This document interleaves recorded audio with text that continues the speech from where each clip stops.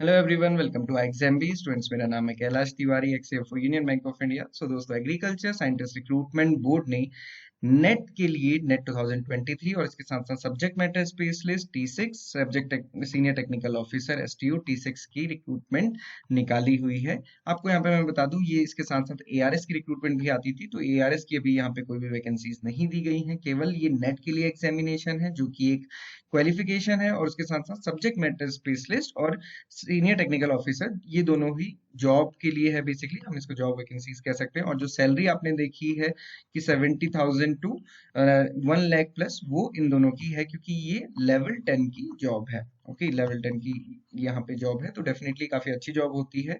और एग्जामिनेशन एक common examination होता है। आई थिंक आप सभी को आइडिया भी होगा, 150 मार्क्स का ये एग्जामिनेशन होता है। 2 आवर में एग्जामिनेशन देना होता है।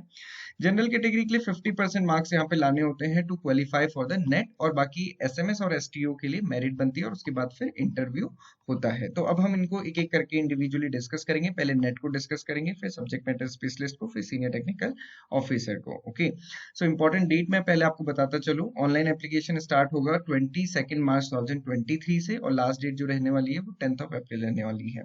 ऑनलाइन एग्जामिनेशन जो होगा वो 26 से 30 अप्रैल होगा। तो आप देख सकते हैं कि लगभग आपके पास, मतलब मैं अगर ये कहूँ कि 40 डेज के अराउंड आपके पास है, 45 डेज भी नहीं है। और 26 से 30 क्योंकि बहुत सारी स्ट्रीम्स के लिए होता है, तो ये एग्जामिनेशन होता है, कॉमन एग्जामिनेशन होगा, और उसी के बेसिस पर सभी पोस्ट के लिए सिलेक्शन होता है अकॉर्डिंग टू आपकी एप्लीकेशन।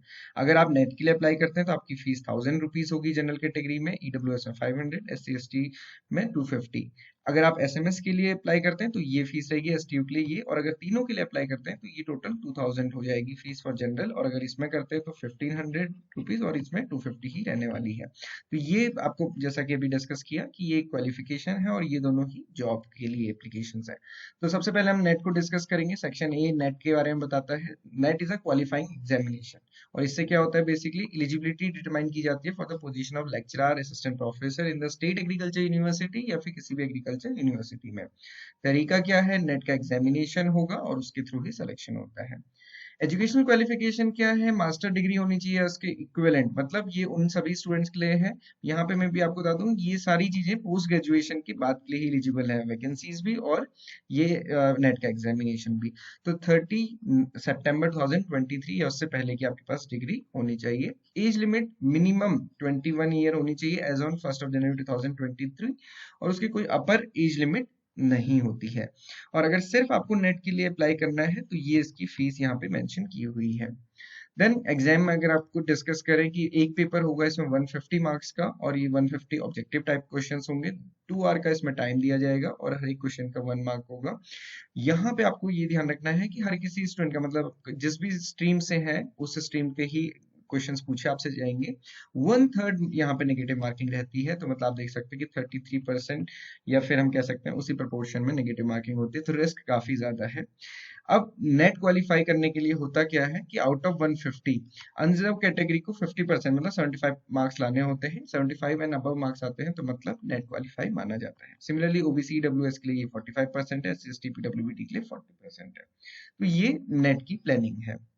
इसके अलावा यहाँ पे आप देख सकते हैं एजुकेशन क्वालिफिकेशंस मेंशन की हैं। जैसे मैंने पूरा नहीं दिया है, आप नेक्स्ट 5 को देख सकते हैं।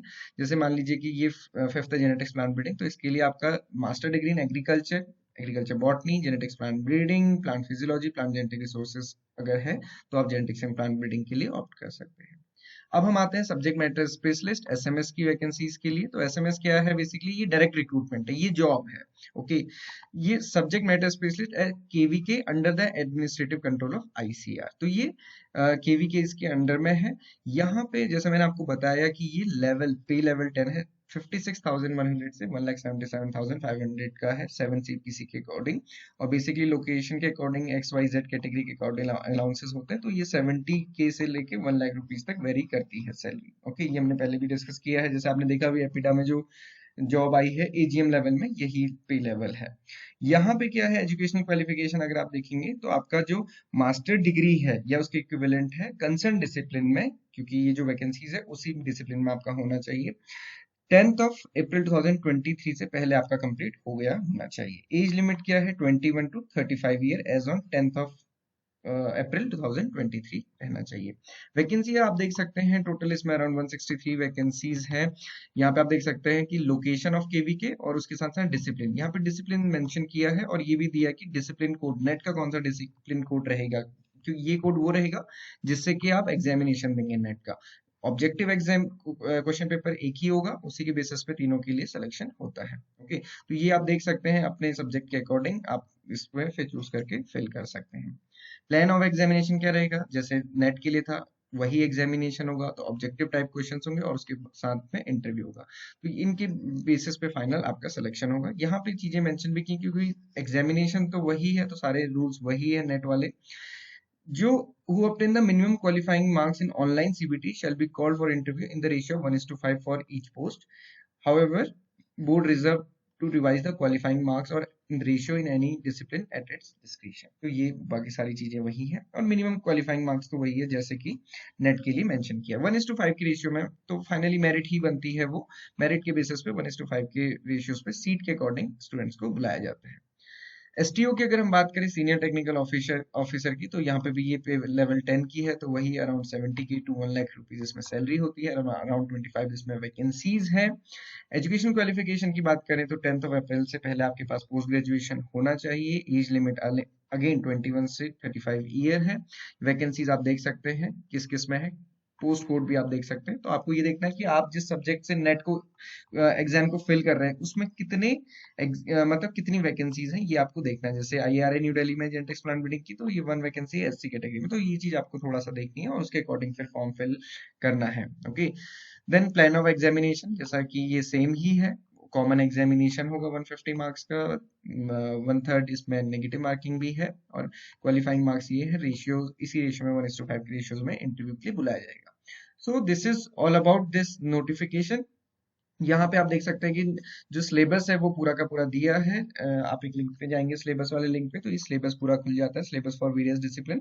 तो 1 to 10 जैसे आप देखेंगे जेनेटिक्स प्लांट ब्रीडिंग का कोड 5 है, तो यहाँ पे आप जाके पूरा सिलेबस देख सकते हैं। ये स्टार्टिंग पॉइंट है, पूरा आपको सिलेबस दिख जाएगा, तो उसके अकॉर्डिंग आपको अपना पूरा प्रिपेयर करना है। ओके, सो बेसिकली एक अच्छा अपॉर्चुनिटी है नेट के लिए भी और उसके साथ साथ जो एसएमएस एंड एसटीओ के लिए, तो ये कुल मिला के कहने की बात है उन स्टूडेंट्स के लिए अच्छे अपॉर्चुनिटी है जिनका पोस्ट ग्रेजुएशन है एग्रीकल्चर और अप्लाइड साइंसेस में रिलेवेंट फील्ड में, और साथ ही साथ आप एआरएस या फिर पीएचडी या इस डायरेक्शन में प्रिपरेशन कर रहे हैं। तो इसके अलावा एमएससी के लिए आईसीएआर जेआरएफ के लिए आपको मॉक टेस्ट हमारी वेबसाइट पे मिल जाएंगे। इसके अलावा जितने भी एग्रीकल्चर कॉम्पिटिटिव एग्जामिनेशन है उनके लिए मॉक टेस्ट आपको हमारी वेबसाइट पे फ्री मिल जाएंगे, तो आप अटेम्प्ट करना ना भूलें। So this is all about this video. So students किसी भी अपडेट के लिए आप चैनल को सब्सक्राइब जरूर करें, कोई भी क्वेरी के लिए आप हमें कनेक्ट कर सकते हैं। So this is all for today, thank you everyone for watching.